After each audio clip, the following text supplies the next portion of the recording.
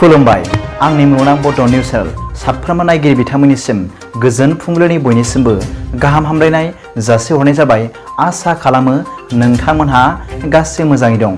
बे समाव आं नोंथांमोननि सिगाङाव फुंबिलिनि मोननैसो खौरां लाना फैलायबाय। अन्नानै भिडिअखौ स्किप खालामाजासे जोबजासिम नायलांदो। दिनैनि फुंबिलिनि मोननैसो खौरांफोरा जाबाय।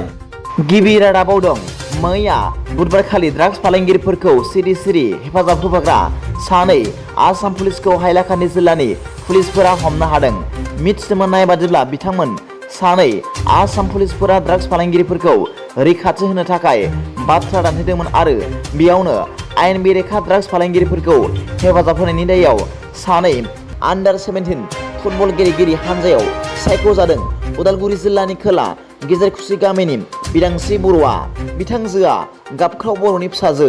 बिदांस्रि बर'आ आसामनि दानि हानजानि थाखाय गोजोनथाव बाथ्रा, मानोना मैया एबिएमसुनि बारग' आफादगिरि आसाफुल इस्लाम आरो एबिएमसुनि फरबजरानि आगु बिलाल हुसेना UPPL दोलोआव हाबबाय।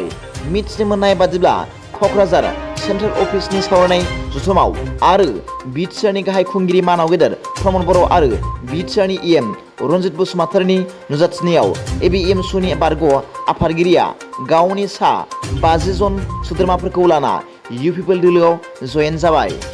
दिनैनि फुंबिलिनि मोननैसो खौरांफोरा दा बेखिनिल'मोन। भिडिअखौ मोजां मोनदोंब्ला आंनि बे मुलुगनां बड' निउस चेनेलखौ अन्नानै साबस्क्राइब खालाम आरो बेल आइकनआवबो थुनानै ला, जाहाथे आं गोदान निउस आपडेट लानानै फैब्ला नोंथांनियाव सिगांग्रो नटिफिकेसन सौहैयो। दा बेलासिनि रादाबाव नोंथांमोनखौ आंनि बे चेनेलाव गासैखौबो बरायहरनाय जाबाय। गोजोन्थों। एसेनोसै।